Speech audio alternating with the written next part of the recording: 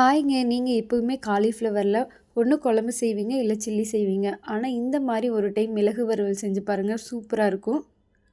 வாங்க எப்படி செய்யுதுன்னு பார்க்கலாம். நான் இன்னைக்கு ஒரு காலிஃப்ளவர நல்லா பெருசாவும் இல்லாம, சிறுசாவும் இல்லாம கட் பண்ணி எடுத்துருக்கிறேங்க. ஒரு பெரிய சைஸ் பல்லாரி பொடி பொடியா கட் பண்ணி எடுத்துக்கோங்க. ஒரு பச்சை மிளகாய் பொடி பொடியா கட் பண்ணி எடுத்துக்கோங்க. கொஞ்சம் மல்லி இலை எடுத்துக்கோங்க.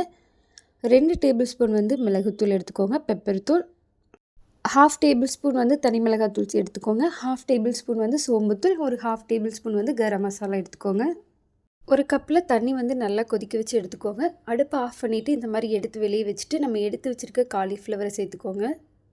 காலிஃப்ளவரை எப்பயுமே இந்த மாதிரி சுடுதண்ணியில் போட்டு கொஞ்சம் நல்லா அலாசி எடுத்துக்கணும். ஏன்னா அதில் சின்ன சின்ன புழுக்கள் கண்ணுக்கு தெரியாமல் இருக்குங்க. நான் ஏற்கனவே க்ளீன் பண்ணி ஒரு டைம் கழுவி தான் எடுத்திருக்கேன். இருந்தாலும் நம்ம சுடுதண்ணியில் சேர்த்து தான் நல்லா கழுவணும். கொஞ்சம் மஞ்சள் தூள் சேர்த்துட்டு இந்த மாதிரி மிக்ஸ் பண்ணி ஒரு 5 நிமிஷம் மூடி போட்டு மூடி வச்சுருங்க. உங்களுக்கு காலிஃப்ளவர் வெளியில் நல்லா வெள்ளையாக அழகாக இருந்தாலுமே உள்ளுக்குள்ளே நமக்கு அந்த புழு இருக்குங்க.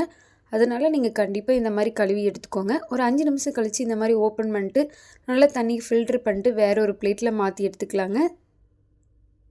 காலிஃப்ளவரை தண்ணியில் போட்டு வேக வச்சிடாதீங்க. அப்படி வேக வச்சிட்டிங்க அப்படின்னா நமக்கு செய்யும்போது அது அப்படியே நல்லா 2 3 உடஞ்சிரும். அதனால் நீங்கள் இந்த மாதிரி சுடுதண்ணியில் மட்டும் போட்டு எடுத்துக்கோங்க. இதில் தண்ணியெல்லாம் ஃபில்ட்ரு பண்ணிடுங்க. அப்படியே காலிஃப்ளவர் சில்லி செஞ்சிங்கனாலும் இந்த மாதிரி செஞ்சு ட்ரை பண்ணுங்கள். கொதிக்க வச்சிட்டிங்கன்னா அதுக்கப்புறம் அது சில்லி வராது, ரொம்ப மசிஞ்ச மாதிரி ஆயிரும்.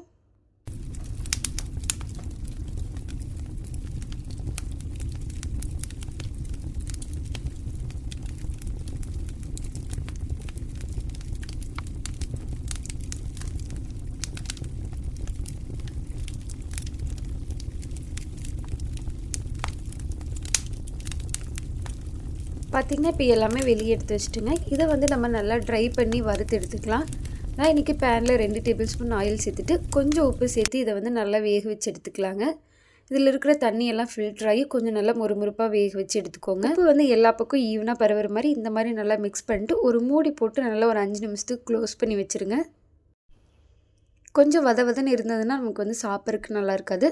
அதனால தான் நம்ம இந்த மாதிரி கொஞ்சம் நல்லா ரோஸ்ட் பண்ணிவிட்டு அதுக்கப்புறம் நம்ம சேர்த்துக்க போகிறோங்க. ஒரு 5 நிமிஷம் கழித்து ஓப்பன் பண்ணிட்டிங்கன்னா ஒரு சைடு ஓரளவுக்கு நல்லா வெந்திருக்கும். இதை நல்லா மிக்ஸ் பண்ணி விட்டுருங்க. மறுபடியும் நல்லா கலந்து விட்டுட்டு எல்லா பக்கமும் நல்லா வேகிற மாதிரி கலந்து விட்டுட்டு மறுபடியும் ஒரு 5 நிமிஷம் மூடி போட்டு மூடி வச்சுருங்க. பார்த்திங்கன்னா லைட்டாக கொஞ்சம் கோல்டன் கலர் வந்துருச்சு.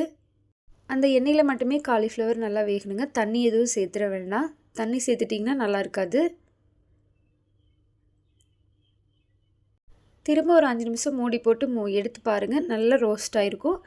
இந்த அளவுக்கு ரோஸ்ட் ஆனதுக்கப்புறம் நீங்கள் அதை நல்லா தனியாக பிளேட்டில் எடுத்து வச்சுருங்க. இப்போ நம்ம மிளகு வறுவல் செய்யலாங்க. ஒரு பேனில் 2 டேபிள் ஸ்பூன் ஆயில் சேர்த்துக்கோங்க. ஒரு 2 பட்டை 2 கிராம்பு கொஞ்சம் சோம்பு சேர்த்துட்டு நம்ம எடுத்து வச்சுருந்த வெங்காயம் பச்சை மிளகாயெல்லாம் சேர்த்துட்டு நல்லா வறுத்துக்கோங்க. இது வெங்காயம்லாம் நல்லா வேக வரைக்கும் நல்லா மிக்ஸ் பண்ணி விட்டுருங்க. வெங்காயம் நல்லா வெந்ததுக்கப்புறம் நம்ம எடுத்து வச்சுருக்க மசாலா எல்லாம் சேர்த்துக்கலாங்க. நான் இன்றைக்கி கொஞ்சம் காரசாரமாக தான் செஞ்சுருக்கேன். உங்களுக்கு கொஞ்சம் காரம் கம்மியாக தேவைப்படுது, பெப்பர் ஃப்ளேவர் மட்டும் போதும் அப்படின்னா நீங்கள் அந்த தனி மிளகாத்தூளை நீங்கள் அவாய்ட் பண்ணிக்கோங்க. மசாலா நல்லா பச்சை வாசனை போகிற வரைக்கும் நல்லா மிக்ஸ் பண்ணி விட்டுருங்க. நல்லா கொஞ்சம் திக்காக வர வரைக்கும் மிக்ஸ் பண்ணிகிட்டே இருங்க. இப்போ தேவையான அளவு உப்பு சேர்த்துக்கலாங்க. கிரேவிக்கு தேவையான அளவு உப்பு மட்டும் சேர்த்துக்கோங்க. காலிஃப்ளவர் நம்ம ஃப்ரை பண்ணும்போதே உப்பு சேர்த்துட்டோம். அதனால் கொஞ்சம் கம்மியாக சேர்த்துக்கோங்க. அப்போ தான் கரெக்டாக இருக்கும். இந்த அளவுக்கு மசாலா வெந்ததுக்கப்புறம் நம்ம கொஞ்சம் ஒரு 1/2 டம்ளர் அளவுக்கு தண்ணி சேர்த்துக்கலாங்க. தண்ணி சேர்த்ததுக்கப்புறம் நீங்கள் எடுத்து வச்சுருக்க காலிஃப்ளவர் சேர்த்துக்கோங்க.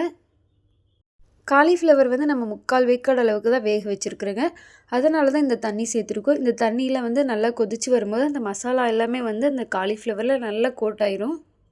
உங்களுக்கு சாப்பிடும்போது அப்போ தான் அந்த மசாலா ஃப்ளேவர்லாம் நல்லாயிருக்கும். இந்த அளவுக்கு நல்லா மிக்ஸ் பண்ணி விட்டுருங்க. கொஞ்சம் கொதி வந்ததுக்கப்புறம் நீங்கள் கொஞ்சம் மிக்ஸ் பண்ணிகிட்டே இருங்க. இந்த மசாலா தண்ணி இல்லாமல் நல்லா ட்ரை ஆகட்டும். பார்த்திங்கன்னா தண்ணி ஓரளவுக்கு நல்லா ட்ரை ஆயிடுச்சு. இன்னும் நல்லா ட்ரை ஆகட்டுங்க. அதுக்கப்புறம் நம்ம பெப்பர் சேர்த்துக்கலாம். இந்த அளவுக்கு நல்லா ட்ரை ஆனதுக்கப்புறம் நம்ம எடுத்து வச்சுருக்க பெப்பர் 2 டேபிள் ஸ்பூன் சேர்த்துக்கோங்க. பெப்பர் கடைசியில் சேர்த்துட்டிங்கன்னா நமக்கு அந்த ஃப்ளேவர் நல்லாயிருக்கும். நீங்கள் முதல்லையே சேர்த்து கொதிக்க வச்சிட்டிங்கன்னா அந்த ஃப்ளேவர் அவ்வளோவா நல்லா இருக்காது. கொஞ்சம் மல்லி இலை சேர்த்துக்கோங்க. இதை வந்து நல்லா மிக்ஸ் பண்ணிவிட்டு 1 நிமிஷம் மட்டும் நல்லா ஸ்லோ ஃப்ளேமில் வச்சுக்கோங்க.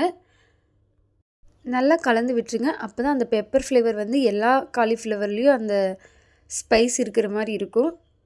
இந்த அளவுக்கு ரெடி ஆனதுக்கப்புறம் நீங்கள் ஆஃப் பண்ணிடுங்க. பார்த்திங்கன்னா சூப்பரான காலிஃப்ளவர் பெப்பர் ஃப்ரை ரெடி ஆயிடுச்சுங்க. இதை வந்து நீங்கள் சாம்பார் சாதம், ரச சாதம் இல்லை வெரைட்டி ரைஸ்க்கெல்லாம் வச்சு கொடுத்தீங்கன்னா சூப்பராக இருக்கும் சைடிஷாக. கண்டிப்பாக நீங்கள் ட்ரை பண்ண வேண்டிய ஒரு டிஷ்ஷுங்க. ரொம்ப சூப்பராக இருக்கும். நீங்கள் இது வரைக்கும் நம்ம சேனலை சப்ஸ்கிரைப் பண்ணலாம், கண்டிப்பாக சப்ஸ்கிரைப் பண்ணி வச்சுக்கோங்க. நம்ம வீடியோஸை லைக் பண்ணுங்கள், ஷேர் பண்ணுங்கள், கமெண்ட் பண்ணுங்கள்.